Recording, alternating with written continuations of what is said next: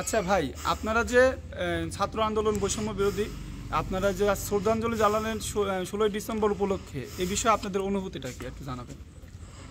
1971 সালে 16ই ডিসেম্বর আমরা স্বাধীনতা যুদ্ধে বিজয় লাভ করি।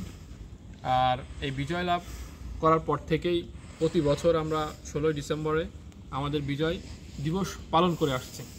আমাদের উত্তরসূরি যারা ছিলেন তারাও এগুলো পালন করে আসছে, এবং আমরা বর্তমান প্রজন্ম যারা আছি আমরাও পালন করব, এবং ভবিষ্যতে আমাদের প্রজন্ম আসবে তারাও ইনশাআল্লাহ এই 16 ডিসেম্বরের যে বিজয় দিবস এটা পালন করতে থাকবে। আর সবার আগে আমরা আমাদের ভেড়ামারা উপজেলার স্মৃতিসৌধে আমরা সবার আগে শ্রদ্ধাঞ্জলি দিতে পারছি, এই জন্য আমাদের অনুভূতি অনেক ভালো।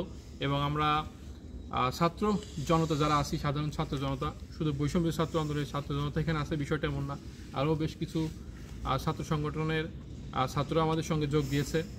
তো আমরা তাদের প্রতিও অনেক দেখা যাচ্ছে ভালো ধারণা পোষণ করছি, এবং তারা যে আমাদের সঙ্গে ঐক্যবদ্ধ হয়ে আজকের বিজয় দিবসে স্মৃতিসৌধে একসঙ্গে আমরা শ্রদ্ধাঞ্জলি দিতে পেরেছি, এই জন্য আমরা আমাদের অনুভূতি জাতির সঙ্গে শেয়ার করছি, এবং সবার আগে আমরা শ্রদ্ধাঞ্জলি প্রকাশ করতে পারছি, এজন্য অবশ্যই আমাদের ভালো লাগছে।